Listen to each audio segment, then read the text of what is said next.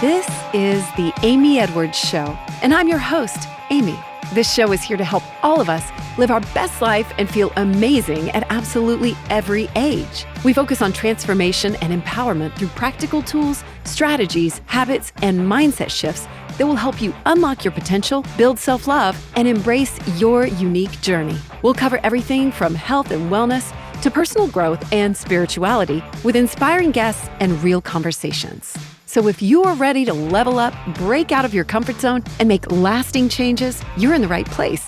It's never too late. In fact, some of your best days haven't even happened yet. Let's get to it. Love this moment and make the next one even shinier. Yes, let me just give you a quick intro. So we're doing a part 2 with Susan Morgan-Taylor. If you missed part 1, check it out last week because it's excellent. And now we're going to move on and talk even more in depth. Oh, it's in depth. And Susan, just to refresh everyone, Susan Morgan-Taylor, MA, is a somatic sex therapist with over 25 years of experience helping couples create deep, lasting intimacy. She's also the creator of the trademarked Pleasure Keys process, which is a framework for transforming your sex life. Also the host of the Sex Talk Café Podcast, hosting as well transformative couples retreats, with one coming up very soon, March 31st in Tennessee. And we are also excited to have a free copy of her ebook, The Pleasure Keys, that's linked in the show notes. And we talked a little more about that last week. So welcome, Susan. I'm so excited. Amy, thank you so much for having me back. I'm so excited for today's conversation too. We had so much fun last week, and that introduction was phenomenal. I don't know that I have very much to add to it other than, I'm a specialist in women's sexuality. However, I mostly work with couples, and my area of expertise is helping couples overcome what's clinically known as desire discrepancy, but we call it commonly like mismatched libido, or just not being on the same page in sex and intimacy. So that is a specialty of mine, is helping couples get back on the same page so they can have more fun, more ease, and more flow in sex and intimacy for the long term. And that is largely what we do at the couples retreats. There is no getting naked and no sexual touching, by the way. As a therapist, that's not part of what I do. But it is a wonderful thing to make the world a better place, because when we're having better, more fulfilling sex, relationship, and intimacy, I think the world is a better place. Wouldn't you agree? I 100% agree. I've had so many excellent guests delving into that exact thing on this show, and it's proved true in my life. It's helped me love myself more. It's helped me with the way I interact with the world. And so yes, totally true and important if we're willing to go there. And we have so much conditioning to break through around talking about that, you know? Yeah, just talking about it can be very difficult for a lot of people, much less actually working on the issue. So I understand that. And we don't need to have the shame. I mean, I think that's why I love that we're having this conversation. I love that you host this platform for your audience. It's a way to take away some of that shame and to let people know that they're not broken and they don't need to be fixed. It's really a lack of education, if anything, that is the problem. It's not that something's wrong with us or our bodies. We just don't know. We don't know how to navigate the challenges when we encounter those, especially when it comes to sex and intimacy. Nobody taught us about this stuff. You're lucky if you even got sex ed in high school or middle school. And if so, it was probably one day by probably someone that had a lot of sexual shame themselves and possibly wasn't even conveying the information in a way that really, was most beneficial and effective. So you're so right. And thank you for saying that about not needing to be fixed, because I think that was something that I personally had to overcome. And even with my age, I was like, 47, 48 when I was doing some of this work at first. And I thought, oh my gosh, well, clearly I'm no good. I'm not capable, whatever. I'm broken. And I had to just even break through that mindset of like, no, I just need to learn. And so if anybody's feeling that way, I just can sympathize. So yeah. And I think you make such a good point, especially when as women, we get, in our midlife, in late 40s and moving into our 50s and the menopausal years, there's so much conditioning around that. And there are just so many women that I have met that have the massive sexual breakthroughs at midlife, as we have so many breakthroughs, because as we talked about last time, right, this is it's the upgrader. You had I can't remember what your word was for it. You had a really great, we met life, I don't know what it is, my axe life, because we're so much wiser, we're more willing We don't take any bullshit from anyone anymore. And I think that's really why. And I love that you didn't give in to that mindset, that you decided to have a different relationship with your body and to know that something else was possible for you, because that's really what it takes at every age. And I'll tell you, I think sex gets better as we get older. It does change. Our bodies changes, we change, we're different. But my experience is it's gotten much better and deeper and different, but better. Oh, that's so encouraging. Everybody, any age, doesn't matter. It doesn't matter, right? You can do this any age, right? Any age. Yeah, and especially with our topic today. I mean, tell you all this. I got a great story of how I encountered some of what we're going to talk about today, which does involve someone in their 80s. So, oh my God, I can't wait to hear that. So today we're talking about vaginal gymnastics, and it's called Pompoir. Am I saying that right? Yes, you're saying it correct. Okay, yes. Let's jump in. I'll be excited. Tell me everything. Yeah. So this is a practice that I encountered not long ago. And I do give credit to the woman I learned about it from. And we'll talk about her because I really want to, if anyone wants to learn this, I definitely want them to go learn from her online course, which is what I have been using to absolutely change my life. It has been one of the most amazing things I've encountered. So vaginal gymnastics, or Pompoir. So I got a text, no, it was a Facebook message from a girlfriend of mine, and she knows I'm a sex therapist. And she was like, hey, have you heard of this vaginal gymnastics? My 85-year-old mom, who is in a nursing home, has been using it, and she has a 44-year-old boyfriend who keeps coming back. And I'm like, what the fuck? She gave me a link to a TikTok by this woman named Bel Di Lorenzo. So I'm like, okay, let me, I don't usually get on, I'm not a big TikToker, but I'm like, I gotta see this. This is crazy. Are you kidding me? What is this? Who is this woman? And what is this thing? So I get on TikTok and I watch this video, and Belle is talking about squeezing and twisting and milking the penis, literally just using nothing but your vaginal muscles. I'm sitting here going, this is really awesome. I know the yoni egg practice. A lot of people have probably heard of that. I have practiced that and done that. It's wonderful. We all know probably about Kegels and pelvic floor, physical therapy, and all that great stuff. Done all that.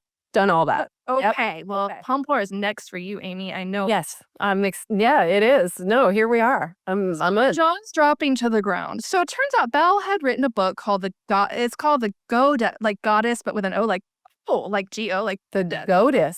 Gohddess method. Yeah, the Gohddess method. Is that how this 85-year-old found this practice? Do we even know? No, because this is my friend's mother, whom I don't know personally. So I'm hearing this just through my friend. So I imagine she must have, because Belle's story is such that, her story is incredible. And I hope you'll have her on this podcast. I want to. There's nothing really out there. As Belle came across it, she was unable to really find any real step-by-step resources of here's how you do these things. She had encountered, it's have you ever been to Thailand and to Bangkok? I haven't. So the Pat Pong district of Bangkok is the red light district. And I was there way back a long time ago, over 20 years ago. I mean, these women are shooting freaking ping pong balls out of their vaginas. I've heard stories. Blades. I mean, doing all, sucking stuff up through a straw, using their vaginas. It is, insane. So this is one of the practices that those women allegedly have used to strengthen their vaginal muscles enough so they can do all these tricks with their pussies. It's truly a sight to see. If you ever go to Bangkok, definitely go to Pat Pong, red light district. I don't think I can resist. I think I'll have to go. It's a rite of passage or something. Yeah. So Belle has developed this program. So long story short, I, saw her video and I go, oh my God, how do I get the books? There's a link to her book, in the TikTok video. I'm bought it right away, read it cover to cover. It turns out she has an online course. And I'm really the kind of person I learn best when I just have it step by step and I have it sort of laid out for me in a way that I can take it in bite-sized pieces. And so I signed up for the course, maybe not long after, maybe a month later. I'm you know what? I really want to be the best lover that I can be. And why not, just take this on as a practice? This is really cool. I really want to see what this can do. It's like an experiment. I like to treat these things as an experiment. I'm just try it for a while. It's not a lifelong commitment, right? Or maybe it is. What do I have to lose, right? Everything to gain, because some of the things she was talking about in her book and the women who have studied and learned this, there was a story in there about a woman who had an orgasm just from kissing her partner. And I thought, well, that's insane. Like, this is cool. Like, I want to experience this. So I want to be able to do that. That would be amazing. it's so hot. So I get the course. And it takes a minute to kind of get used to some of these things. You're doing these exercises each day, which at the outset, it took me a little while, right? Once you get better at it, it's 20 or 30 minutes. At the outset, some of my practices were taking me about an hour a day just to go through it. And you got to get up close and personal with yourself at times to like make sure, am I actually like isolating the left wall of my vagina, Or do I just think I am? So you're learning to do these like muscular isolations and contractions where you can milk or squeeze or pull or suck or pulse the penis. So about 5 weeks into this practice, I had some crazy stuff that started happening. Tell me everything. All of a sudden, I know I have had G-spot orgasms before. I've had cervical orgasms. I've had I've had a lot of different orgasmic types of experiences, but I all of a sudden just started having like a nonstop gushing G-spot orgasm, like out while I was having sex with my partner. Just like out of the clear blue sky. And all I could do was laugh like so hard. I don't know. Like there was just something in me that was like it was so joyful and fun and funny and beautiful. And I was so turned on. And it just kept going and going and going and going. It wasn't like I just kind of squirted some liquid and it was done. I'd had those experiences in the past, but this one just kind of kept going, going, going, going. So that was really amazing. And I was like, whoa. And so those kind of experiences started happening like pretty much every single time that we have sex. Well, then maybe a couple weeks after that, all I was doing was kissing my partner. And I had one of these experiences where I had a full on like G-spot gushing orgasm. Wow. Now, I definitely think it does help the person you're in relationship with. Obviously, I love my partner. There's a lot of trust there. I do think that makes a huge difference. I can really let go and be all of myself.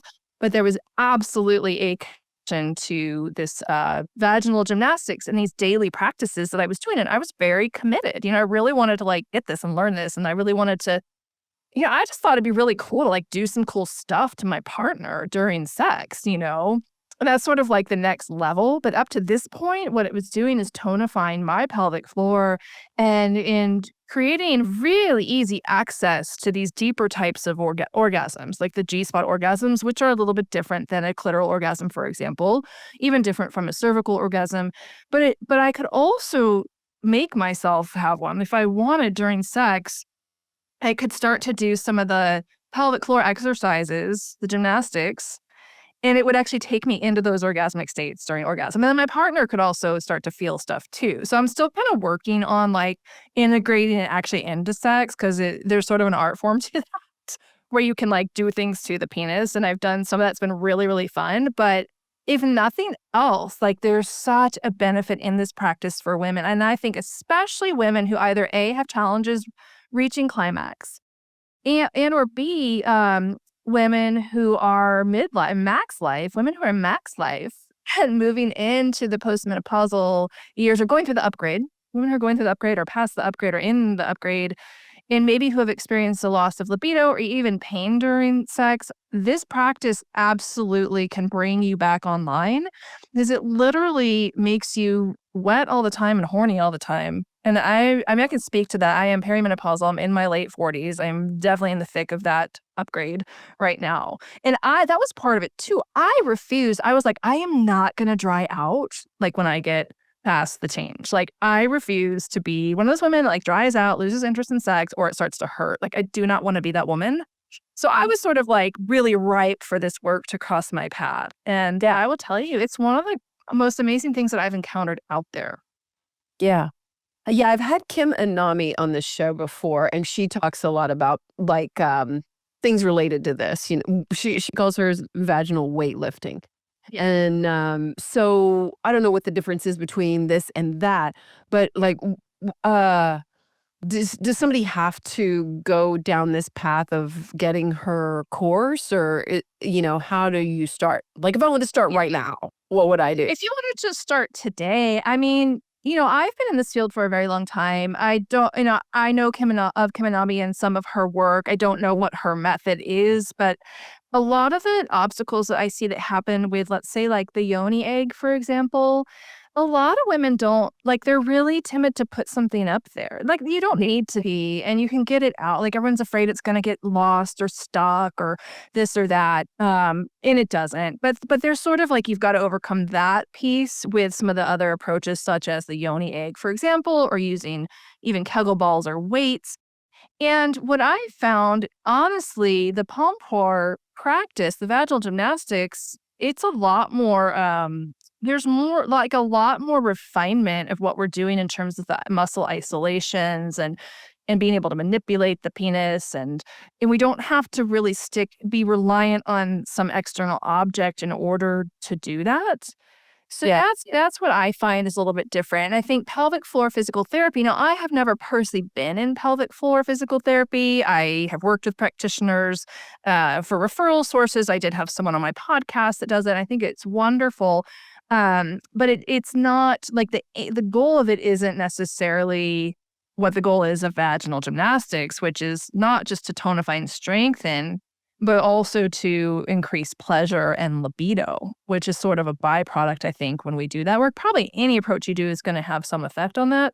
But I don't know that with pelvic floor physical therapy or yoni egg practice that you're going to be able to have that level of refinement where you're like literally twisting the penis in two directions. Like, you're twisting your vagina in opposite directions. It's like you're That reading doesn't make sense to me. I'm like, I don't know. I mean, I'm like, huh? like a dish towel, right? Like, if you were able to contract the top of your vagina one way and the bottom of your vagina another. I'm just sitting here with my mouth open. I'm like, huh? Like, Yeah, your jaw's on the ground right now. yeah. And I mean, women doing this post-menopausal seems like the biggest value, really, like a big value add, because we are told so many stories of the things that can happen. Or maybe someone post hysterectomy. Have you seen people use it in that regard too? Like, We'll need to get Belle on. We should have yeah, her. Yeah, because she that. she has a lot more connections with people that have gone through her program. And as far as like my experience with it, I don't see why it wouldn't have an impact. I mean, so Yeah. postmenopausal, yes, is wonderful, but I think there's also real application for it for women who are low libido, because it literally makes you want it like all the time. And if a lot of what I see, because I'm a specialist in women's sexuality and low libido women specifically, because I was that woman for 10 years in a marriage. I was like not interested in sex. And this practice helps us actually find and experience way more pleasure in it for ourselves and for our own bodies. And then I think because of the tonifying of those muscles down there, it has a huge impact on our desire for sex as well. Like, you're just always kind of going to want it, which is a great feeling, in my opinion. Yeah. And then what's the life payoff after that?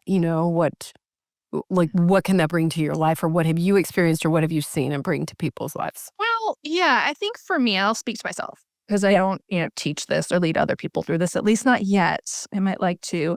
Here's what I know. Like, when we are fully inhabiting our sex, and I mean that physically inhabiting our genitals, that lower half of our body, we are there, we're present.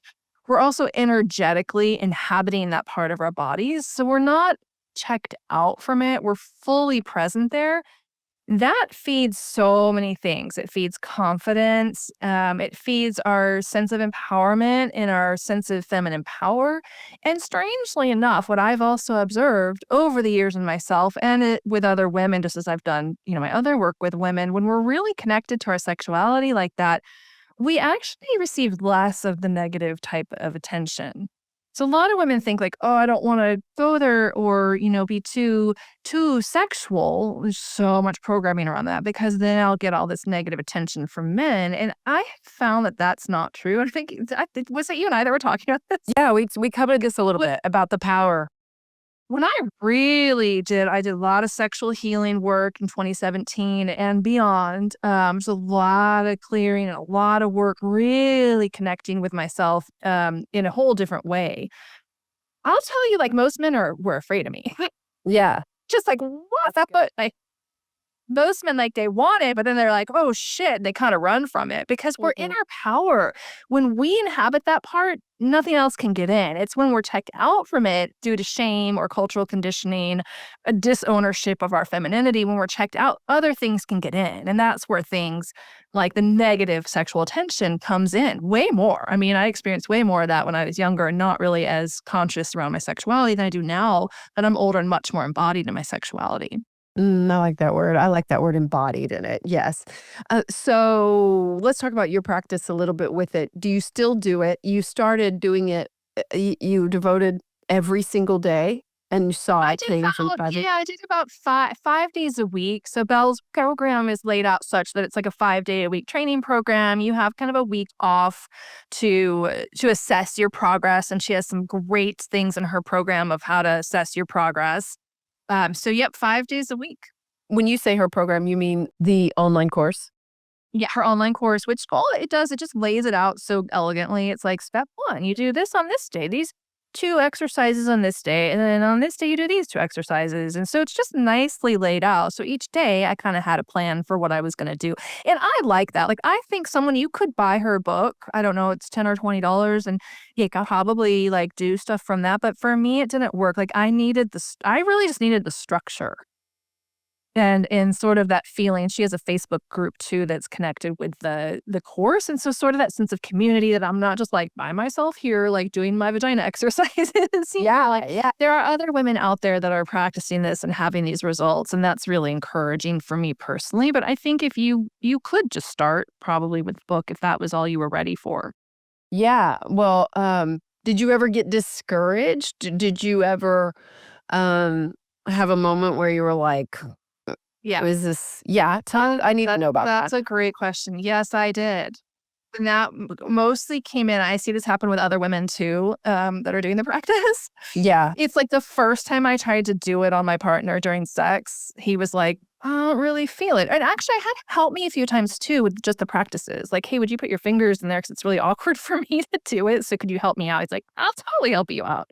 Do you have to reach in there and be like, okay, here's the right side. What do I feel? On a couple of the practices you want to, at least when you're starting out, because it's really weird to think about like, oh, I'm only isolating the right side of my vagina.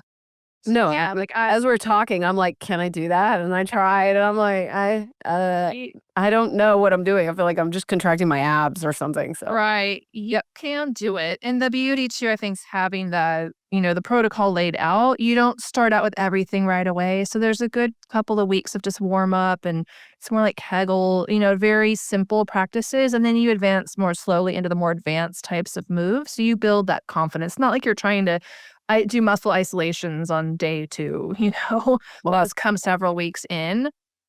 So yes, you do want to be able to have a way to kind of assess, all right, am I getting it? Because we can think we're getting it, but we're really not. And so I remember there were a couple times. I think one was when I was just practicing and I asked my partner if he would, yeah, like, will you put your fingers in there and like tell me if you feel this is the part I'm trying to do? And I think he didn't feel it. And I was kind of like, shit, like, and I felt really bummed out. But, you stay with it. You breathe, you relax, and it's very much like a mind-body thing. So you also are bringing your mind in. So it's not just doing stuff with the muscles, but you're also sort of visualizing in your mind, like these parts of your vagina. So there's very much, that's what's really empowering too. Like it's very much this mind-body connection, a very holistic thing. And I always end up feeling so good after my practice. Like I'm really turned on. I'm orgasmic. yeah. Just after doing the practice. Well, that's good because I mean, sometimes it's hard to stay with it if you feel discouraged, and like Absolutely. I clearly don't know how to do this, or I'm not doing it right. And that did happen the first few times I tried to bring it in to like during sex. And he was like, I feel it a little bit. And I was like, well, shit, like, what's the point then? Like, but that's not the point. I mean, it's really going to be cool when I get really, really good at it and I can really do some crazy stuff with my vagina, like during sex to his penis, because it feels really good for me too. But I think we also have to keep the mindset that it's not, people tend to think too, like it's just for the man. Like, why are you doing all this stuff like just for him? I mean, not that there's anything wrong with that. And I think that's an awesome thing. Like, why not do stuff so our man gets massive pleasure and like gets addicted to your pussy? Like, who doesn't want that? Like, come on. But the other thing is it feels really, really, really good for me as well. Like, I get massive pleasure out of it also. So it's very like mutually beneficial. So I think for me, it's about having patience with the practice and also like just because your partner can't necessarily feel it doesn't mean you're doing it wrong. Like they might not have as much sensitivity, like we can't just assume that just because they can't feel it that we're doing something wrong. Maybe their penises aren't very sensitive. Yeah. Yeah. So there's a lot going on there. Wait, how long has it been that you've been doing this? Yeah. So it's been, let's see. Yeah, it's been about 7 months. Oh, okay. Okay. Yeah. Not that long. Not that long. No. Yeah. And have you been able to connect with other people that are doing it? Through the Facebook group, I've been we've got a message thread there. So I get the messages that come through. And mostly that's people that are asking questions like, is it supposed to feel like this? Or what happens with that? Or how do you do this? So and then Bella's in there answering those questions directly herself. At least that's good. It's really awesome. Yeah. What if someone doesn't have a partner? Are they going to feel they're going to have benefits too, right? Well, absolutely. And I'll tell you, I actually started this. I didn't have a partner when I started this practice. And it was one of the reasons too that I'm like, well, while I'm single, I want to get my yoni like supercharged. I want to be a badass. So when I meet my guy, like he's not going to know what hit him. Well, like 2 weeks after I like met the guy, Wow. That's interesting, right? How is though, right? Like you just make that declaration and we really can learn. I feel like sometimes learn as women to learn about our sexuality. In many cases, it's easier when we're not in a relationship because we're such caretakers. We get overly focused on the other person, on their pleasure, what their needs are.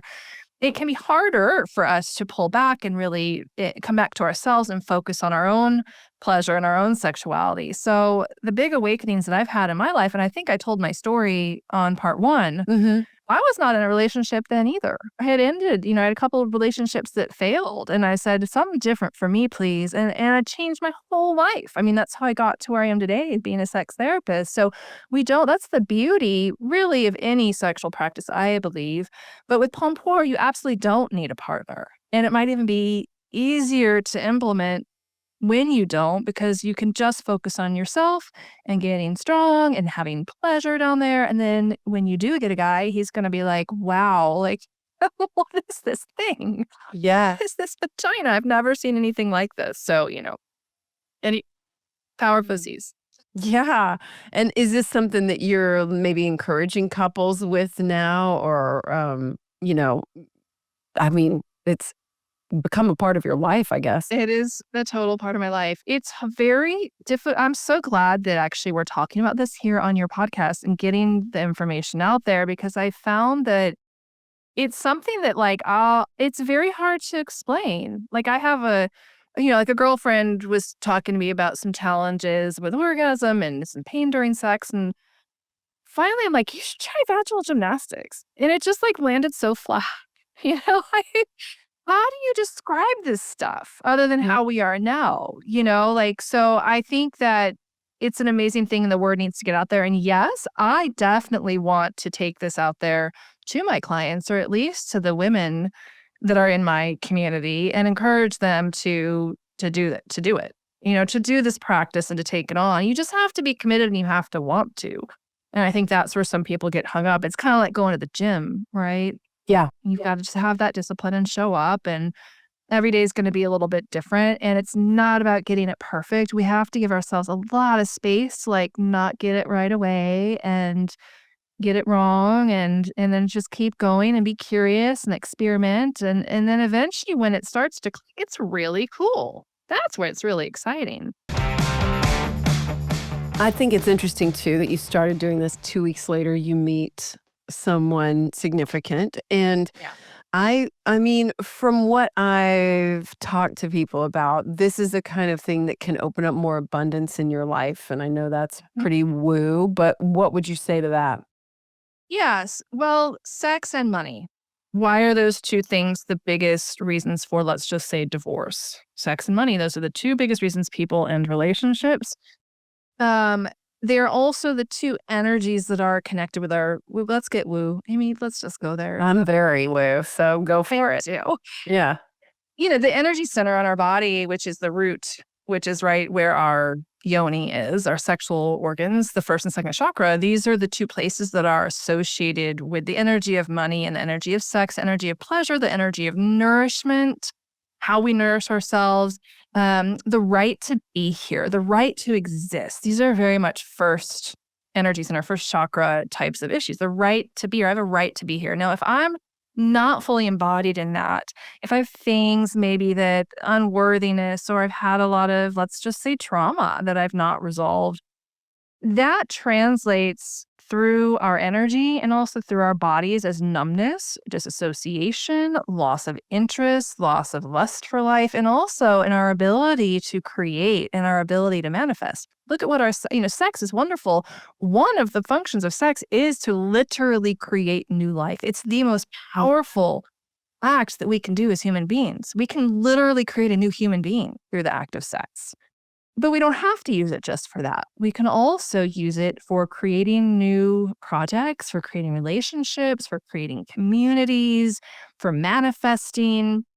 And this is all about, again, inhabiting that part of our bodies. If we're not inhabiting, other things get in. Other things get in the way. We're not empowered. We're disempowered. So absolutely, to be connected with our sexuality, to be embodied in that part of our physical body, but also our energetic body, it absolutely helps us with manifestation and confidence and moving through the world. Yeah, absolutely. And well put. And it's just kind of goes back to what we were talking about at the beginning, like paying attention to this and not neglecting it or coming from shame or all those other things that can get tangled up in there. Yeah. Have you seen an abundance shift in your own life since doing this? I live in a state of abundance. I know you've great answer. Sure, I've trained my brain to no longer live in the possibility of lack, which is a separation from divine mind, divine consciousness. And I would say that that's an ongoing practice. And every year at the beginning of the year, I have some practices I do to remind myself of that. And on an ongoing basis, I think that abundance is really everywhere. And I would say that for me, it's the fulfillment of my desire. I have an amazing partner in my life. An amazing person that I've waited my whole life for. So that happened 2 weeks after I started this practice, right? There's nothing else really that I need or desire in my life other than to be able to experience loving relationship and deep sexual relationship with my beloved. So, and yeah, I mean, there you go. I guess that's it. I guess that's the answer. Yeah. I manifested the one thing I'd been waiting a very long time for. Yeah, that's super interesting. What are your daily practices like? With the Pompoir. So with that, or maybe adjacent also? Yeah. So thanks. Yeah, I'd love to share that. Every morning I have a practice of prayer and meditation. So it's really important to me to take time in the morning just to be quiet and to connect with source and spirit. And I have a process that I use, which is actually called the 5 Pillars of Peace. And that's a process that came through into me in 2018. It's something I've shared a little bit publicly with others. I'm not teaching so much on it right now, but it's a really beautiful experience of embodied prayer and meditation where we literally open ourselves to the divine flow of abundance and become the thing that we desire. But at the same time, it also brings us up against our limitations or obstacles, such as unworthiness or denial. We find ways to encounter that within us and then actually to expand beyond it into deeper levels of trust, which to me, life is all about deeper trust in the flow of life and opening myself to that. So I have a practice where I do that, and I use a process called the 5 Pillars of Peace, which is a whole other episode. If you want to do a part two, you let me know. We'll talk again. But I think just whatever can work for somebody. Sometimes for me, it's as simple as the sunrise is so beautiful on the mountain where I live. I might just look at the sunrise. I greet the morning. I say hello to the mountains. I look at nature that's all around me. Just that. It doesn't have to be any complex practice, really. Something that lifts me up and makes me reminds me of the love that I am and uplifts my spirit. And then in the afternoons, that's my Pompoir time. So I work through the curriculum that Bel has so beautifully lined out in her online course. Depending on what the day is, I do whatever exercise is planned out for that particular day. And it'll be something slightly different each day. And that usually takes me, now that I've been doing it for a while, I can get through my practice in 20 to 30 minutes. It kind of depends on the day and what the actual practice is. And I also took on vocal training last year. Interesting. Yeah. Those are reconnected, And the throat and the pussy. Yeah. It's the foot. We have two vaginas. We've got the throat up here as a vagina. Well, have you ever seen the vocal cords, the vocal box? It looks just like the cervix. Yeah. Yes. So I do my vocal practice because I love to sing karaoke. I started really getting into karaoke right when I moved up to the mountains, so about a year and a half ago. And I love singing so much that actually kind of started to hurt. I was damaging my voice to the extent where it hurt to just talk normally like we are right now. So I found a vocal coach and have been doing a course that has been a game changer, and it's made singing so much fun. And I've gotten just so much better at that skill also. And it was another one of those things where it's like, if you want to be good at anything, whether it's Pompoir, singing, yoga, painting, whatever, dancing, you've got to be willing to suck at it at first. You've got to be willing to 100%. When you're good at sex, you got to be willing to suck at it. So anything you want to be good at, you got to be willing to suck at it first. And so it's been a real lesson for me just in patience and enjoyment and having fun, but also that dedication. Like really the showing up regularly. One of my daughters said, I love this quote from her. And this was about going to the gym because at the time we were both trying to be disciplined and go to the gym. And she said, Mom, you don't need discipline. You don't need motivation. You just need consistency. It's true. Wow, that's such a game-changing, Buddha statement right there. Mm-hmm. And that's all we need. We just got to show up. Just show up. You don't need to feel motivated. Just show up. I completely agree with that. Consistency is so important. And so many times, I know I've done it too. We'll drop it before we really keep going until we see some kind of result, or I'm a massive proponent of consistency. Here I am on this show still. So yes. And that's great advice too with what we're talking about, because that's those moments when you can get discouraged. And that was the first thing you said about it when you were like, yeah, I felt discouraged, but you keep doing it. And yeah, right.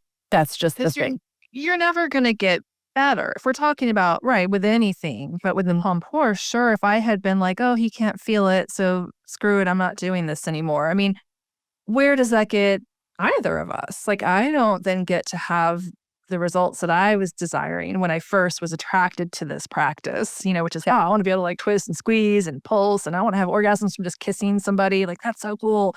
I wouldn't get to have had that experience if I had just given up. And now I'm much better. I'm able to do stuff during sex, and he's like, whoa, don't start that. Or, yeah. Well, I think there's this false, not really a narrative, but just bill of goods that we've been sold initially that we should naturally just be good at it. I know when I started breastfeeding for the first time, I thought, oh, this is perfectly natural. You just do it. Your body just does it.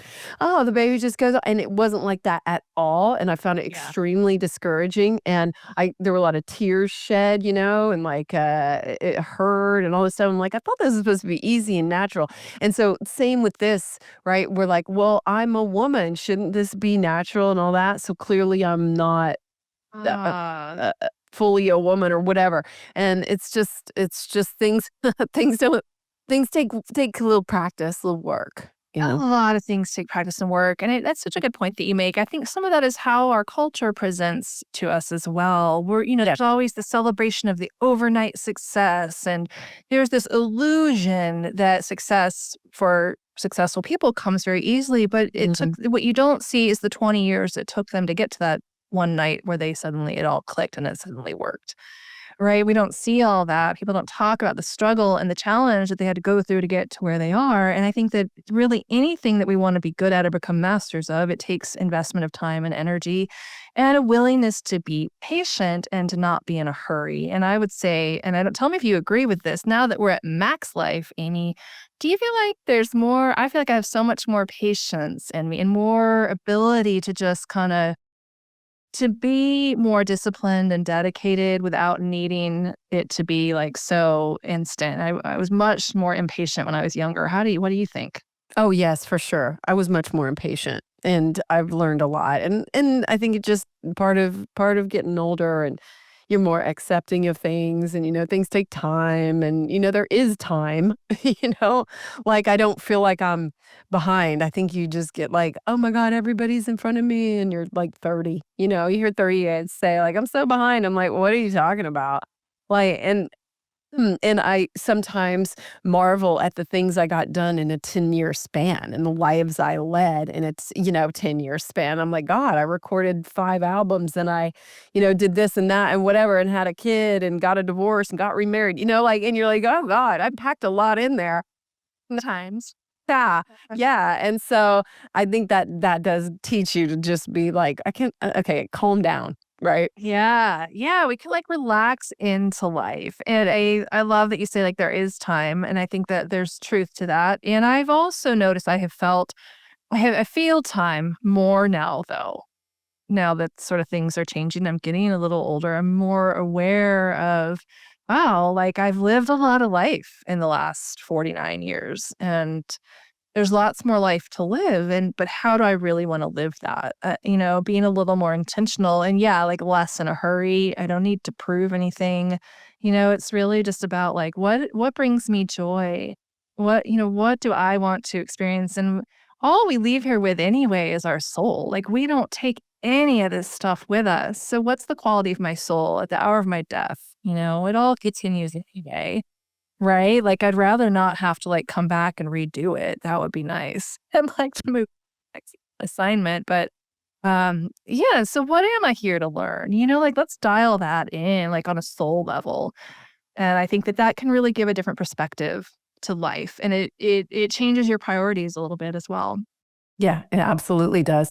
And you know what? If that 85-year-old doing Pompoir doesn't give us a ton of hope, then I don't know what does. I mean, like, Right? Man, with the 44-year-old boyfriend, mind you. How second cool is that? yeah, I mean, please find out an update if she's still I like, will. I think I'm gonna see. I know that Belle had asked if she'd be willing to like go on a Instagram live or something with her, and so I got to reach out to my friend and see if her mom would be willing to chat with Belle and like go on live because how encouraging is that? Like you can be any age and still be having really great sex. I'd like to Crazy things. With your be her. I want to see if she's like reverse aging or what, Because I mean, we can talk about all the biohacks in the world, but I don't feel like sex is talked about enough and the benefits that we can reap from that. I mean, I watched Brian Johnson's documentary on Netflix. I don't know if you've seen that, Don't Die.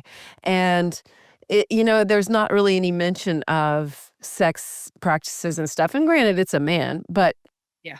but, I mean, I think that this can be such a valuable tool in that process of keeping ourselves vital. Interesting. No, wait, I think that's the documentary about he's obsessed with longevity. Is that the guy? I okay, yeah. I haven't watched it yet, but I saw like a preview for it somewhere out there. I'll have to watch it. And it is really surprising that sex is not mentioned. I mean, I don't recall it being mentioned. I don't think so. And, it's an interesting documentary though. Like just what he's doing. To watch it. Like Well, there's it's so many benefits of sex. I mean, all the oxytocin and the healthy hormones and the healthy, levels of everything. yeah. Can balance your hormones. It can help you feel more connected. Community is immunity. When we're feeling it, when our relationships are healthy, like that's a huge indicator of our mental health. And I think really one of the reasons we have such a mental health problem in our country, in America, United States of America, in part because of how our culture is built on this individualistic framework. Everyone for themselves, and there's a lot of good that comes from that. But from a health perspective, it's absolutely horrible. We're not meant to live in isolation, and we're not meant to raise families in these nuclear isolated households. I mean, I had severe depression after my first daughter was born. I was very young, so my friends didn't all have babies. I was home alone for hours on end with my kid. I had no family support at all, really. And it's just no wonder we have so much postpartum depression, anxiety. And our solutions to that are like, here, just more medication, or even access to more mental health is not the solution, in my opinion. These are all band-aid. I mean, it's great to have more access, don't get me wrong, but that's not the solution. The solution is, so we need some fundamental grassroots shift of how we do life. I mean, more interconnected with other humans. Mm-hmm. Yeah. And I like that this practice that we're talking about today didn't require like a yoni egg. It didn't require something outside yourself. Like you can, tune in.